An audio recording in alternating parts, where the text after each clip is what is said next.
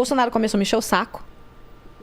Me rondar, você tem que ser candidata, eu preciso de você no Senado e não sei o quê. Mas por que você acha que ele se aproximou a você? Porque eu tinha muito mais audiência que ele na época. Ele era um Zé Ruela, entendeu? Ele falou, ele começou a pegar... Ele foi buscar... você, umas pessoas pra... Olavo, eu, o próprio Felipe Moura Brasil, a Janaína. Eram pessoas que tinham muito prestígio nas redes, na imprensa, enquanto ele era um Zé Ruela. E aí ele ia pegando prestígio de todo mundo e acumulando do próprio Moro. MBL... Do próprio Moro, MBL, Moro, entendeu? Ele é um sanguessuga. Pô, nesse ponto ele foi esperto, então. Foi. Um sanguessuga esperto. Ele foi sugando o prestígio de todo mundo. Suga e depois...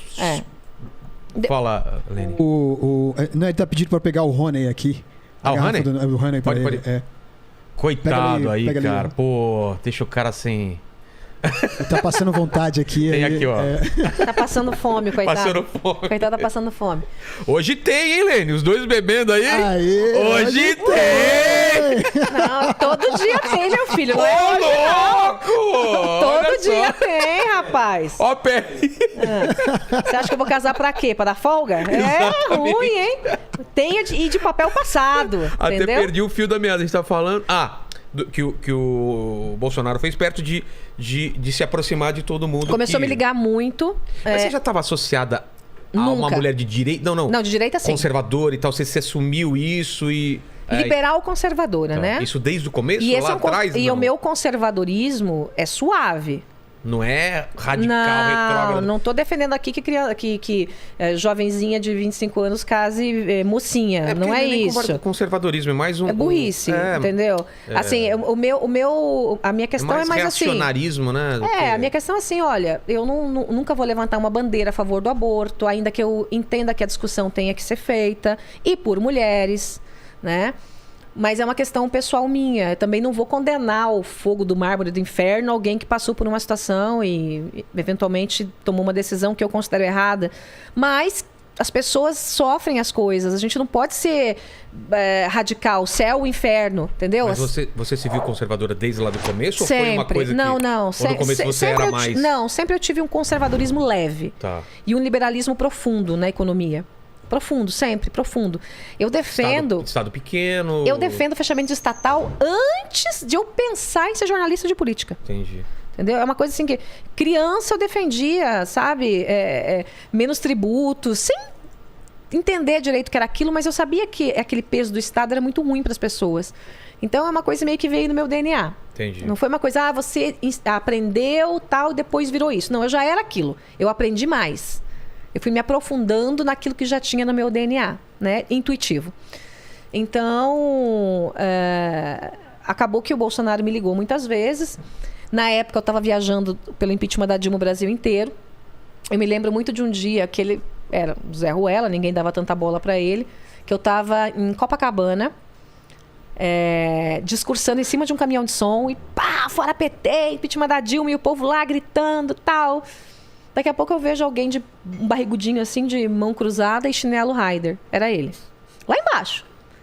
E aí eu dei uma colher de chá. Ninguém dando a menor bola pra ele. Ninguém dando a menor bola pra ele. E eu dei uma colher de chá. Falei, ei, Mito, vem pra cá, sobe aqui, vem cá. E ele subiu. Tem esse vídeo na internet. Já tava com esse lance de mito aí, já te assisti. Porque mito é de par mito, né?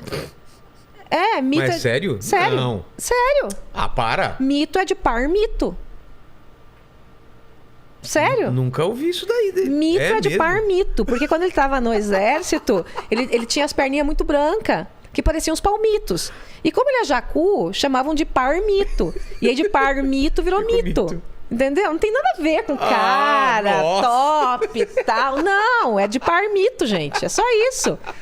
E, inclusive, par mito tem muito na região ali, né, do Vale do Ribeira, que ele... fez parte, né, daquela região, mãe dele lá e tal. Aí ele sobe no palanque. Sobe no palanque, me abraça. Ô, Joyce, a loira mais inteligente do Brasil, tá ok? E aí vai lá, aí fala, pô, difícil pra mim, né? Eu sou água, ele é vinho. Pô, difícil pra mim. E começou a falar do nióbio e grafeno. Nossa. Gente, aquele povo debaixo do sol, em Copacabana, quase meio-dia. E o cabra falando de nióbio e grafeno. E eu fui lá e tomei o microfone dele. Falei, tá bom, legal. Senão ia acabar, meu público ia embora lá. Eu no impeachment da Dilma e ele falando de nióbio e grafeno. Nióbio. Gente, uma desgraça. E aí, o que ele começou a fazer? Ele começou a me ligar para pedir dicas quando ele ia dar entrevista. Ah, Joyce, vou no Danilo Gentili. O que eu falo? Eu dizia, não vou dizer o que você fala, eu vou dizer o que você não fala. Aí eu dava umas dicas. Não fala assim, não fala assim, não fala assado. Né? E comecei a fazer essa espécie de coaching com ele, assim. Tudo muito rápido por telefone. Escutava muito. Escutava. Porque precisava de alguém que desse um rumo para ele, um norte, né? E parecia que ele estava aprendendo. Ele me enganou todo mundo. Parecia que ele estava aprendendo, que ele já estava adotando. Eu dava aula de liberalismo econômico para ele, eu tenho filmado na minha casa. Eu dando aulinha para ele. Por que tem que tirar as estatais, o que isso significa para o Brasil. Eu dando Onde aula. entra o leite condensado nisso? Gente, é a coisa mais cafona do mundo, Sério? né? Você Sério? dando aula dando pra ele? Dando aula para ele. E os filhos dele, nesse ponto... Nunca me dei com eles. Não ligavam pra você? Nunca deixei eles se aproximarem. Sempre achei mesmo? eles uns vagabundos. Nunca deixei. Nunca. Tanto que quando eu viajava com ele, os filhos não ficavam perto de mim. Eu não deixava. Não deixava. Eu não quero. Não deixava. Entendeu? Era um negócio assim... Eu sabia que tinha coisa errada ali. E ele mesmo dizia... Ele não falava do Renan, né? Do mais novo. Falava, esses 3 são uns vagabundos mesmo. É mesmo? Falava isso. São 3 vagabundos, 3 picaretas. Pra chegar no meu pé tem que comer muita farinha, não sei o quê, muito feijão. Era assim que ele dizia. Né? E eu concordava que eles eram picaretas, mas pra chegar aos pés dele não precisa comer nada, porque ali é ralé com ralé, né? Então, ele começou a insistir muito. Na época, ele queria... E não tinha nada nessa época que te deixava uma pulga atrás da orelha em relação a ele? Tinha, pelo fato dele ser burro. Isso eu sabia, que ele era burro, limitado, machista, tudo isso eu sabia. Nossa. O que eu achava que, além de todas essas características negativas, ele tinha uma positiva. Eu achava que ele era honesto. Tá. Isso eu tinha... E verdadeiro. Honesto e verdadeiro. Eu tinha plena certeza disso. E eu me enganei. Ele é muito bom em enganar as pessoas. Mas você achava que ele era um cara simples, que nem ele se vendia, um cara do povo? Achava.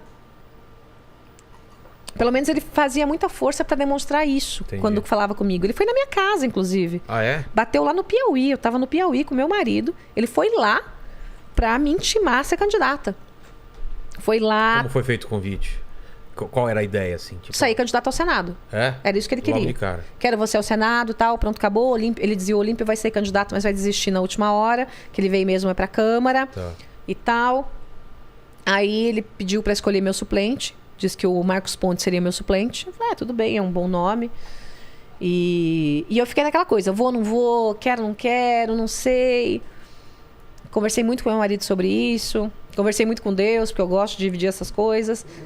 Chorei muito, porque eu não queria. E assim, tava uma pressão muito grande. Eu dizia, gente, eu não quero, mas o que está acontecendo? E as pessoas me pressionando. Mas você tava com medo? O que era? Não, eu não queria me misturar com o nível de gente que tem no Congresso. Tá. Ali é um nível. Ali, gente, é uma quadrilha. Você já sabia, né? Porque eu sempre denunciei, né? Então eu pensei, como é que eu vou sobreviver em meio a essa quadrilha? Eu vou denunciar todo mundo o tempo todo, né? Porque assim, amizade eu não tenho com ninguém ali, porque, pelo amor de Deus, seu né? marido, qual que era a opinião dele? A opinião dele era não ir. É mesmo? Não ir. Ele falou, você vai fazer o quê? Você tá aqui super bem, vai escrever seus livros, vai palestrar, né? Você vai... Puxa vida, você vai estar num ambiente tão pesado. Vai arriscar o que você tem. Vai arriscar o que você tem. E eu abri mão de tudo que eu tinha, né? Que não era pouco pra estar nesse ambiente. E aí, depois que te convenceu a fazer? O meu público. É? Porque o Bolsonaro fez na época um vídeo, ele, o imbecil do Eduardo e o delegado Franceschini. E no vídeo ele não me convidava, ele me convocava. Ele dizia, Joyce Hasselmann, estou te convocando para ser senadora. Não, aquela bobagem dele. Não é um convite, é uma convocação e papapá. O vídeo circulou o Brasil, virou notícia de jornal e parará. Teu público comprou? Meu público começou a me cobrar. Dizer, bonitona. Então, fala, nenhum político presta e você não quer ir. E aí eu percebi que realmente era um pouco de... Esse meu medo, meu desespero... Tinha um pouco de egoísmo tinha também, um quê de egoísmo. E até hipocrisia. Porque eu sempre dizia, tem que mudar. E tem que mudar por pessoas boas. Não adianta mudar por gente ruim.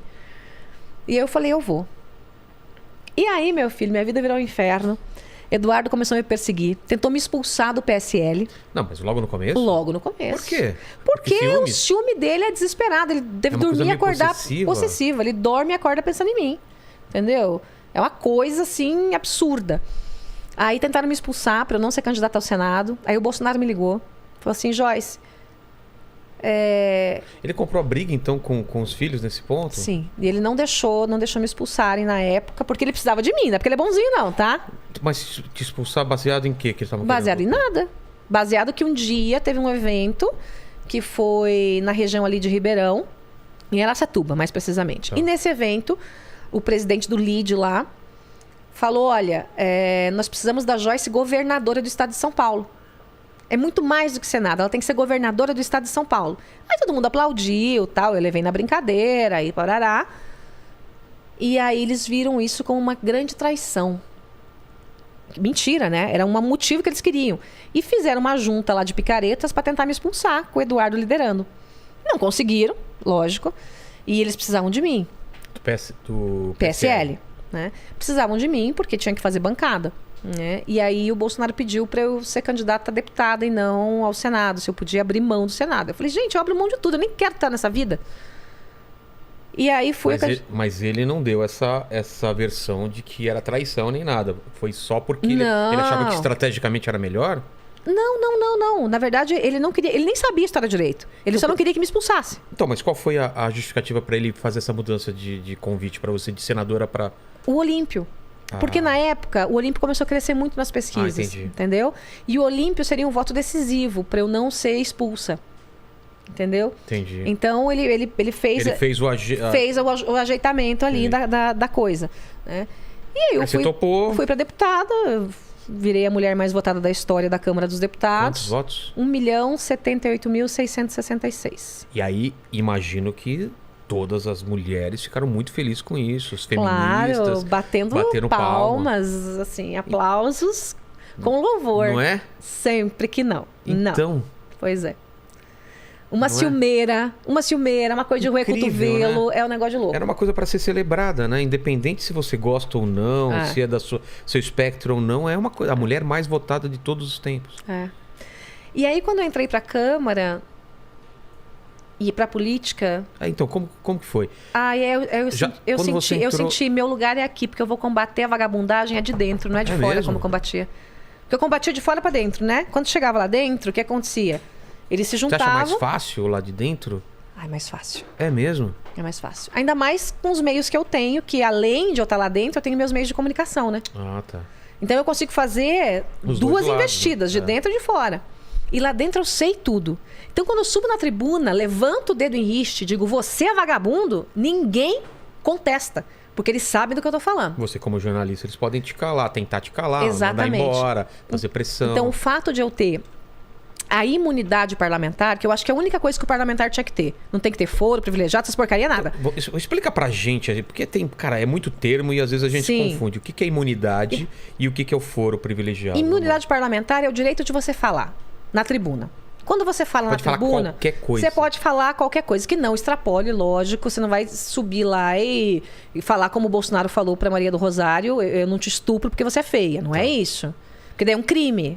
Você não pode cometer um crime direto na tribuna. Mas a opinião você pode dar a que você quiser. Você pode subir lá e dizer, você é um ladrão, se você tiver provas. Né? Ou você não presta, ou você não vale nada, ou vocês são quadrilheiros, tal. Então você está protegida pela imunidade parlamentar, que é o direito de falar na tribuna. Entendi. Tá? Esse é um ponto. Isso é uma coisa importante. Importante, então. Porque senão todo mundo vira cordeirinho lá, né? Fica com medo. Fica com medo, ninguém pode falar nada. Outra coisa é o foro privilegiado, que é uma palhaçada. O próprio nome já diz, é um foro privilegiado em que políticos têm um foro a mais que pessoas comuns. Então, os políticos têm o terceiro foro. Ou seja, eu e um político, a gente comete o mesmo crime. Você vai preso e o político não. Ele tem um estágio a mais para se defender. Um estágio a mais que vai levar 30 anos. E aí o crime prescreve. Ou seja... O crime prescreve, quer dizer, já venceu o crime. É um convite a corrupção, a safadeza. Exatamente. Quando que isso acontece, você sabe? Quando começa o foro... Não, é antigo? Ai, não lembro. Quando foi instituído, eu não lembro. E teve algum movimento? Algum... Teve vários movimentos. Eu, inclusive, propus o fim do foro privilegiado. Eu tenho projeto para isso, para propor o fim do foro. Quem que vota para terminar o foro privilegiado? É político, não é? É política. Então, gente, mas eu tenho que tentar, pelo menos, né? Só colocando toda a opinião pública... Não, trocar esses picaretos pra gente que preste. Bota lá 100 joices, Porque bota lá mais um... melhoraria muito. Muito. Se não tivesse o foro privilegiado. O pessoal ia pensar 2 vezes, não ia? Bota 100 joices, bota 100 quins, bota 100 tábatas. A gente resolve essa parada aí, ó, pá, buf. A gente se junta e resolve essa parada assim e acaba com essa esculhambação e pronto, acabou. Agora, enquanto tiver lá essa gente que se dobra pro governo em troca de emenda, esse bando de picaretas, não dá, gente. Não dá, é demais. E é isso que a gente vê, um bando de picaretas tentando o tempo todo, né, tirar da gente até o sangue e tirar do povo até o sangue. Então, minha missão é longa. Eu tenho muito o que fazer lá dentro.